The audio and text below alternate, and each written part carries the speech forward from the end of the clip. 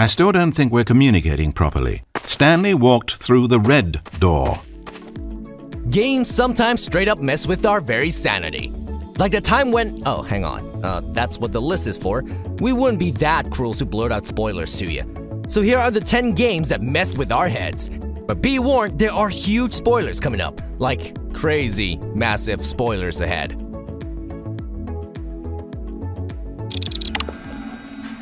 A man chooses, a slave obeys. A game that advertised player choice so much during the build-up to launch had a lot to live up to. Fortunately, we were given many difficult choices to make throughout the game. Or so we thought. Would you kindly have your mind blown by BioShock? Would you kindly head to Ryan's office and kill the son of a bitch? For those of us who played the game, the realization that our choices were not choices at all, but rather just commands, was as chilling as it was mind-blowing. Imagine finding out all your choices were just predetermined beforehand and just executed by you. What is choice anyway? What is life? Are we real? Is this video even real? Okay, that got a bit too deep too quickly. Was a man sent to kill or a slave? A man chooses. A slave obeys. We must speak. Who are you? So we didn't really expect Assassin's Creed 2 to be the kind of game that flipped our brain inside out, stomped on it, then spat on it. We may be exaggerating a little bit, but the ending of Assassin's Creed 2 really came out of the blue, echoed by our main protagonist Desmond saying, "What the flip?" after everything concluded. He didn't say flip, but the YouTube overlords don't like the alternative very much these days. In any case, almost a decade on from the release of Assassin's Creed 2, we're still not entirely sure what on earth the whole ending meant or means, and Ubisoft didn't exactly make it much clearer in the sequels. It's just one big mind flip. If you can find them. What the f***? The regulations require both hands to be empty before any cake. This is possibly the most famous twist in gaming history.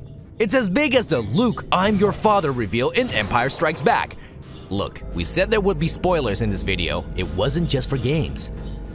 Throughout the entire game of Portal, the player is promised a cake by the malevolent GLaDOS at the end of all the testing. We realize that the cake is likely just a proverbial carrot on a stick for us to complete the tests. Some graffiti stating that the cake is a lie starts to make us question the reality of this pastry. Once the game ends, and we still haven't gotten our cake, the player is shown a small cutscene in which we see a cake with a lone candle in the room, waiting for us to eat it. If only we'd listened to GLaDOS.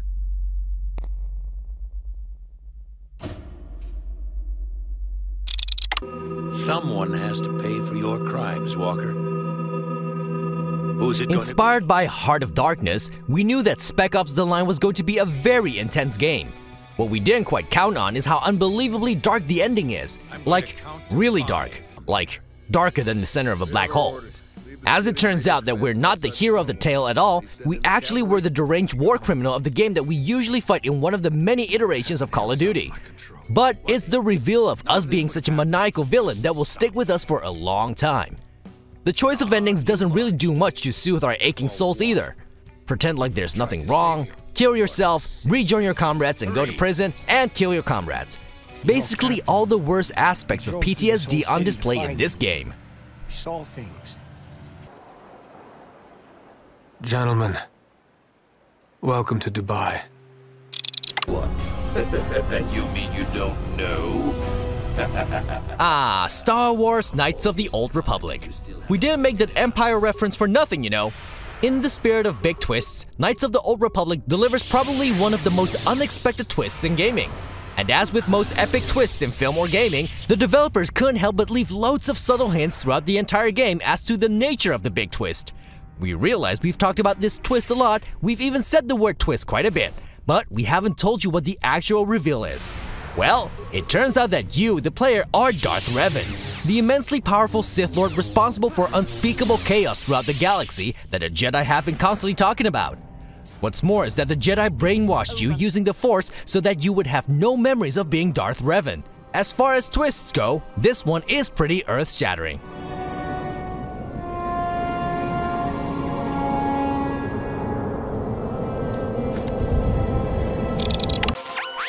Raiden, do you copy? You must continue your Another video, another Kojima reference. We have to appreciate the genius when we see it, okay? On to Metal Gear Solid 2. Who else got completely taken off guard when Colonel Campbell suddenly tells us to turn off the game console and unplug it? We may have listened to him as well. It's kind of embarrassing. Don't act like you guys didn't do the same thing. He says it in such a convincing way, like it was somehow part of the mission to actually turn off our console. We may have done it again after loading up the game a second time, believing that somehow we did it wrong. Then came the clincher, delivered by someone other than Colonel Campbell.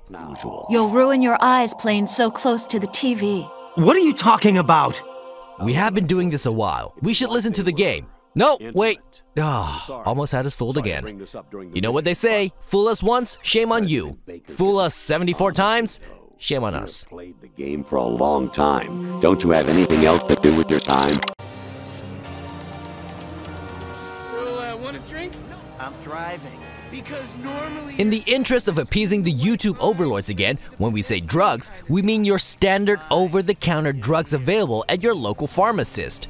Definitely not illegal drugs. A reputable game like Grand Theft Auto wouldn't involve anything illegal. As usual, we digress because the over-the-counter drug sequences in GTA 5 are a bit strange to say the least. After initially passing out, we, playing as Michael, wake up in an alleyway surrounded by a bunch of rampant chimpanzees. We then get abducted by aliens who appear to be examining Michael post-probing. Finally, the aliens dump Michael out of their ship and we get to fly around a very colorful Los Santos to some chill beats, until crashing back down to Earth and waking up. Quite symbolic, and quite a ride for some totally legal over-the-counter drugs. When Stanley came to a set of 2 open doors, he entered the door on his left. Never has a game gotten so far into our heads like the Stanley Parable. It's such a short game as well.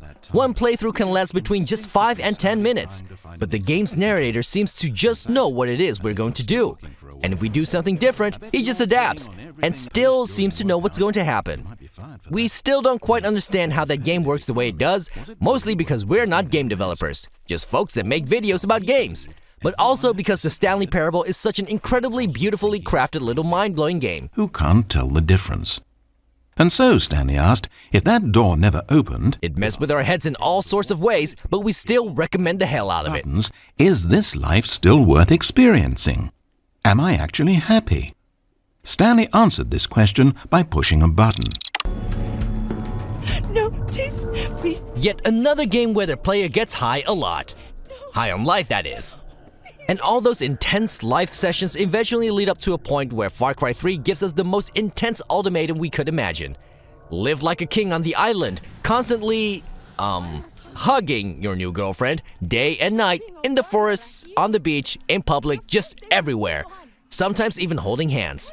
But you have to kill your brother, your actual girlfriend, and your childhood friends. Or you let them live, kill the crazy lady who gives you mixed feelings about hugs and escape the island, returning back to reality. It seems like a really obvious choice, especially the way we've worded it. But the game makes the choice far more difficult for you, and it remains a great way a game has messed with us. Citra. Citra, please. Do not leave me, please.